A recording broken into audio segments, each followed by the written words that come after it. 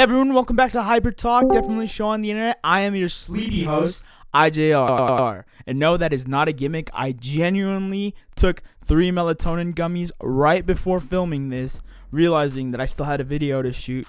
So, here we are. Low energy, but we're here, and that's all that counts. Anyway, let's talk 100 Gecs. 10,000 Gecs, their sophomore album, is out now. You know, I had the pleasure of enjoying it this past week, and I was delighted. I was very much delighted by this album. I think it was very, very spectacular. I think it's some of the duo's best work to date.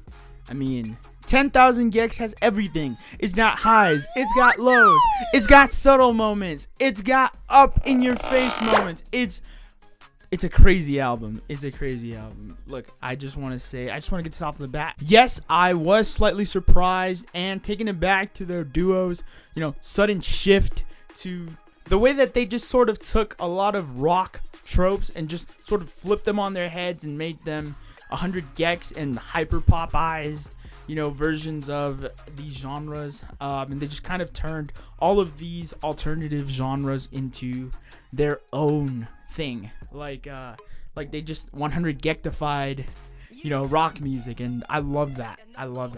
Off the bat, I want to give my respects to Laura Less.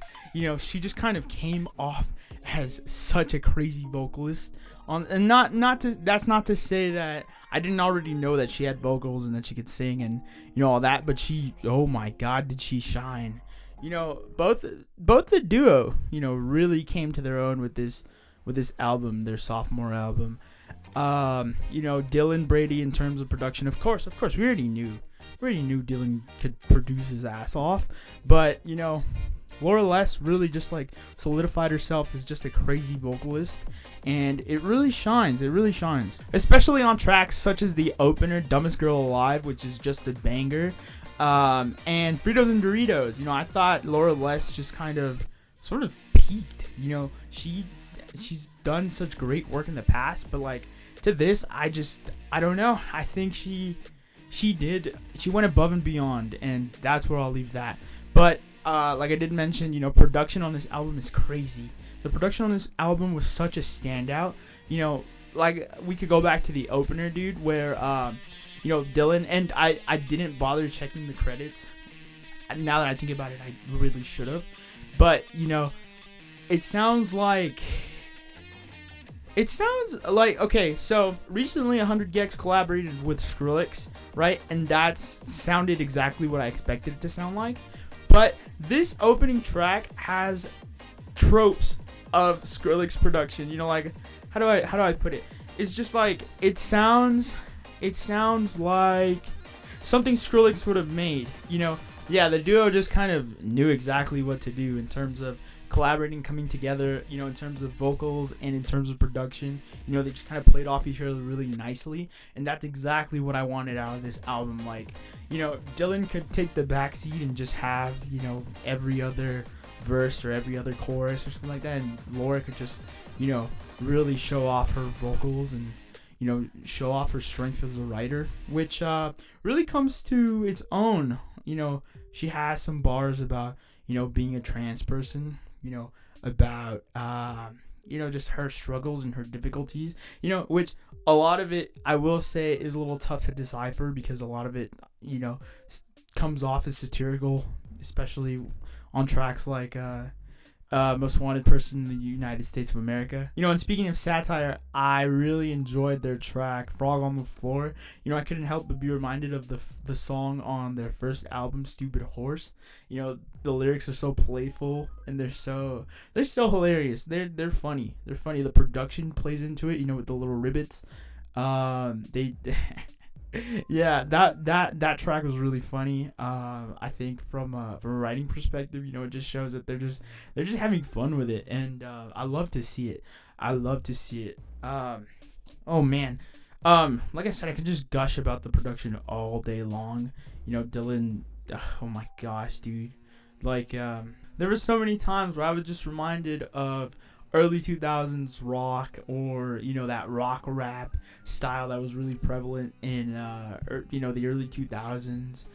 Some of the guitar riffs all over this album sounded like something you would hear out of a teen movie, early 2000s teen movies. You would expect some jock and some blonde to come running down this street of this I don't know, bro, but one of my favorite cuts on this project was I Got My Tooth Removed. I Got My Tooth Removed is funnier than it has to be. Like, it comes in sounding just like a ballad, like a super somber, super serious, like we're about to get down and cry, and then he just flips it, and we're okay, all right, we're up and moving, and we're talking about Dylan getting his tooth removed, and Laura just playing into it, kind of bringing some grotesque imagery into it, talking about a swollen tooth, and funny stuff. It's both parts technically impressive and hilarious. I really recommend that.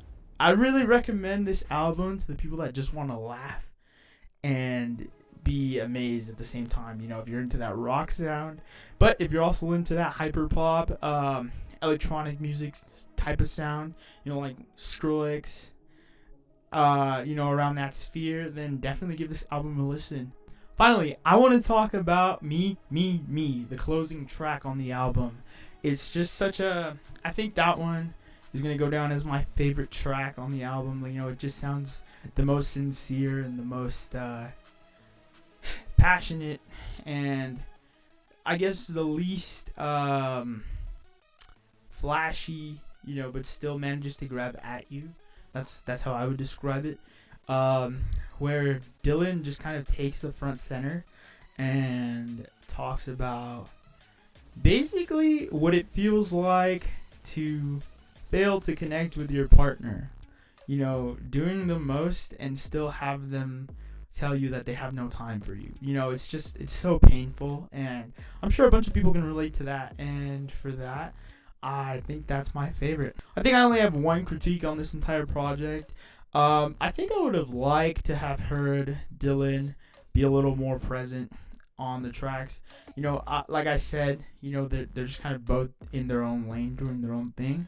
However, I don't know. I wanted to hear what Dylan had to say, a little more. Laura gets her time to shine, talking about her issues, and Dylan gets a little bit of his time to talk about his issues. But, I feel like Dylan could have had more to say on this project, and that's not at all to fault the album, but it still works. So if it works, it works. I had more to say, to be honest, but I'm dealing with the good old brain fog up in here. I can already feel it starting to shut down. It's begging me to take a nap. So I think I'm gonna leave it there. As far as my thoughts, I thought this album was really, really good. And finally, if I had to give it a number rating, I think I would give it a solid 8 Gecs out of 10. And that was the review. Go stream 10,000 Gecs. I am going to go clock out for the night, edit this in the morning, and have this to you ASAP. Thank you for watching. If you enjoyed this, please leave a like rating. Go leave a comment. Tell me what you think. Tell me what you thought about the album. Tell me what you thought about this review. Tell me what you think about me. Anyway, love you, and I will see you in the next video. Bye. I've been so gone. I've been so hard. Quit acting so hard. Quit acting like a jerk. I've been so